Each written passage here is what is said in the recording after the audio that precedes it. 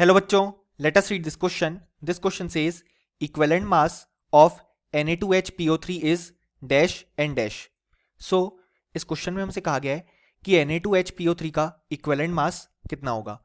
सो इस क्वेश्चन को सॉल्व करने के लिए हमें जो की कॉन्सेप्ट रिक्वायर्ड है वो है concept of equivalent mass and aqueous solution of Na2HPO3. सो यहाँ पे हमारे पास जो इक्विवेलेंट मास होता है वो होता है इक्वल टू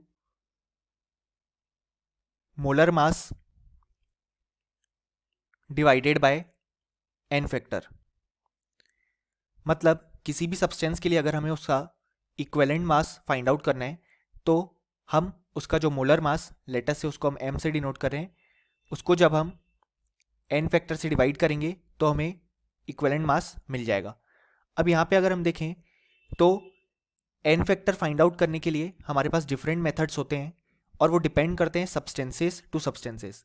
अब यहाँ पे Na2HPO3 है तो इसका n फैक्टर फाइंड आउट करने के लिए हमें इसकी रिएक्शन देखनी होगी, यानी कि जो इसका एक्वस सॉल्यूशन फॉर्म होता है उसकी रिएक्शन.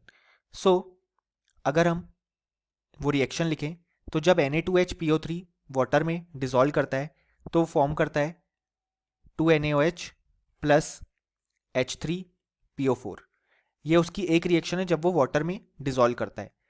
अब हम देख सकते हैं कि ये जो रिएक्शन है वो अभी बैलेंस नहीं है तो यहाँ पे 2H2O हो जाएगा तो ये बैलेंस हो जाएगी. अब अगर हम यहाँ पे इस केस में Na2HPO3 का n फैक्टर फाइंड आउट करें तो हमें देखना पड़ेगा कि ये कन्वर्ट किस में हुआ है. सो यहाँ पे Na2HPO3 H3PO4 में कन्वर्ट हुआ है. यहाँ पे हम देख सकते हैं एक हाइड्रोजन था और 2 सोडियम थे, लेकिन अब हमें रिजल्ट में देखने को मिल रहा है कि ये दोनों सोडियम जो है वो रिप्लेस हो गए हैं बाय 2 हाइड्रोजन और जो एक हाइड्रोजन पहले से प्रेजेंट था वो ऑलरेडी प्रेजेंट है.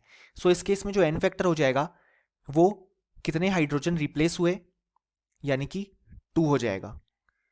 सो जैसा कि हमने कहा कि जो n फैक्टर है वो रिएक्शन टू रिएक्शन चेंज होता है और डिपेंड करता है कि वो सब्सटेंस कैसे रिएक्ट कर रहा है. सो इस केस में जो n फैक्टर है वो हमने देखा कि 2 आएगा. सो इस केस में जो हमारे पास इक्विवेलेंट मास आएगा वो आएगा m/2, जहाँ पे m है उसका मोलर मास यानी कि Na2HPO3 का मोलर मास और 2 है यहाँ पे इस केस में n फैक्टर. सो एक आंसर हो जाएगा हमारे पास यहाँ पे m/2. लेकिन अब जब हम Na2HPO3 को वाटर में डिसॉल्व करते हैं तो हमें एक और रिएक्शन देखने को मिलती है जो कि होती है NaOH प्लस NaH2PO3. अब यहाँ पे हमें ये रिएक्शन भी देखने को इसलिए मिली क्योंकि ये ज़रूरी नहीं है कि हर बार यहाँ से जो दोनों सोडियम है वो रिप्लेस हो जाएं और हमें 2 हाइड्रोजन का एडिशन देखने को मिले जैसा कि हमें यहाँ पे मिला और H3PO4 फॉर्म हो जाए, क्योंकि यहाँ पे हमारे पास हाइड्रोजन ऐड करने की चॉइस है. तो डिपेंड करता है कि सॉल्यूशन में कभी हमारे पास एक हाइड्रोजन भी ऐड हो सकता है और 2 हाइड्रोजन भी. जब हमने देखा कि 2 हाइड्रोजन का एडिशन हुआ तो H3PO4 बना, एक हाइड्रोजन का एडिशन होगा तो NaH2PO3 फॉर्म होगा. क्योंकि हमें कोई कंडीशन एग्जैक्टली मेंशन नहीं की गई है सो हमें इसलिए दोनों केस को लेना पड़ेगा. अब यहाँ पे अगर हम इस केस में n फैक्टर देखें तो वो हो जाएगा हमारे पास इक्वल टू 1, क्योंकि यहाँ पे केवल एक हाइड्रोजन ही रिप्लेस हुआ यहाँ पे.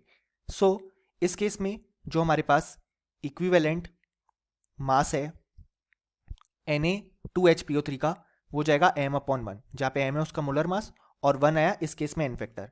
सो हम देख सकते हैं कि यहाँ पे जो second fill in the blanks होगा वो होगा m/1. यानी कि फाइनली हमें बोल सकते हैं कि इस क्वेश्चन का हमारे पास जो करेक्ट आंसर आ गया वो आ गया m/2 for the first blank and m/1 for the second blank. Hope you understood it well. Best of luck.